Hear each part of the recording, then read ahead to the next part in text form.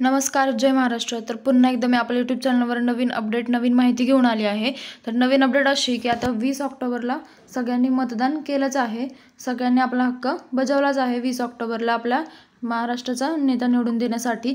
तर आता Mahayuti versus MVA exit poll updates. तर मग सरकारचा असा अपडेट आहे की एक्झिट पोल अपडेट्स आले आहेत. तर महाराष्ट्रात महायुती की महावी कोणती सरकार सत्ता येणार आणि एक्झिट पोलचे अंदाज काय आहे आपण जाणून घेऊयात.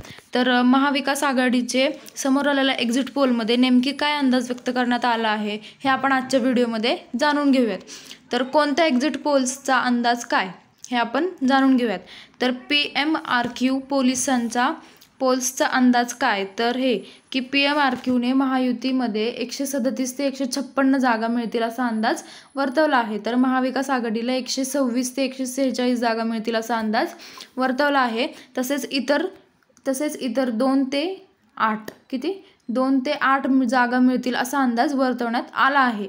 तर त्याच्यानंतर लोकशाही मराठी रुद्र एक्झिट पोलचा अंदाज काय आहे हे आपण जाणून घेऊयात.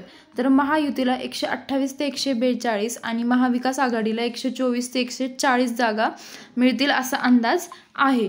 तसेच इतर पक्ष आणि अपक्षाला 18 ते 23 जागा मिळतील असा अंदाज लोकशाही मराठी रुद्र एक्झिटचा पोलचा अंदाज आहे.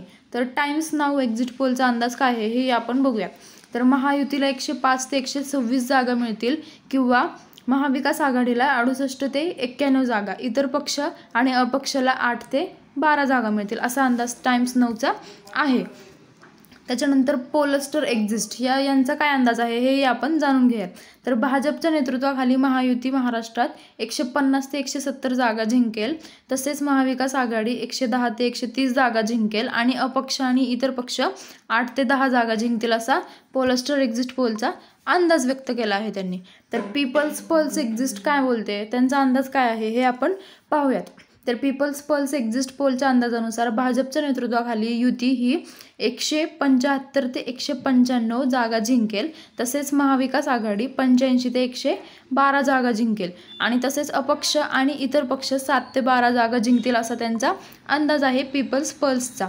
तर पोल डायरीचा अंदाज काय आहे हे आपण जाणून घेऊयात. तर पोल डायरीचा अंदाज असा की महायुतीला 122 ते 167 आणि महाविकास आघाडीला 69 ते 121 जागा मिळण्याचा अंदाज आहे. तर यामध्ये महायुती भाजपाला 77 ते 108 शिवसेना म्हणजे शिंदे आणि 27 ते 50 राष्ट्रवादी म्हणजे अजित पवार आणि 18 ते 25 तसेच महाविकास आघाडीमध्ये काँग्रेस 28 ते 47 आणि शिवसेना ठाकरे 16 ते 35 राष्ट्रवादी शरद पवार अशा 25 ते 29 जागा मिळतील असा अंदाज पोल डायरीचा आहे. त्यांनी असा अंदाज व्यक्त केला आहे.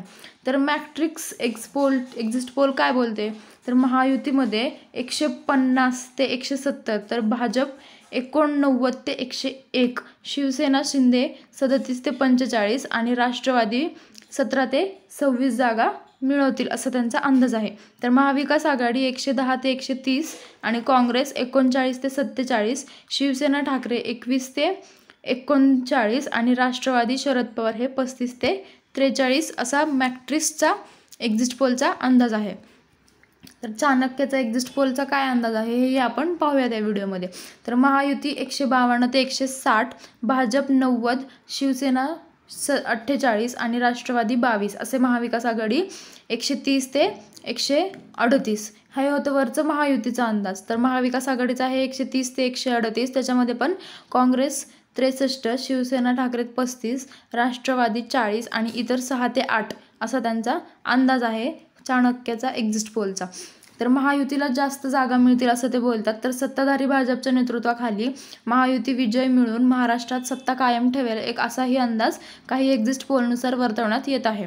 तर यामध्ये Matrix, poll diary, Chanakya, PMRQ आणि एक्झिट पोल्सने महायुतीला जास्त जागा मिळतील असा अंदाज वर्तवला आहे. त्यांचा असा अंदाज आहे की महायुतीला जास्त जागा मिळतील असं त्यांनी या पूर्ण डेटामधनं लक्षात येत आहे. तर दरम्यान आता महाराष्ट्राच्या जनतेला कौल नेमका कोणाला, तर महाविकास आघाडीला की महायुतीला, तसेच कोणत्या पक्षाला किती जागा मिळतात हे आपण आत्ता पाहिलं आहे. किती पक्ष उमेदवार निवडून येतात हे पण आपण पाहिलं आहे. तर या संदर्भात एक्झिट पोल आता समोर आले आहे आणि ते आपण आता एक्झिट पोलमध्ये नेमकी काय अंदाज व्यक्त करण्यात आला आहे हे जाणून घेतलं आहे. तर अशा व्हिडिओ आहे हा.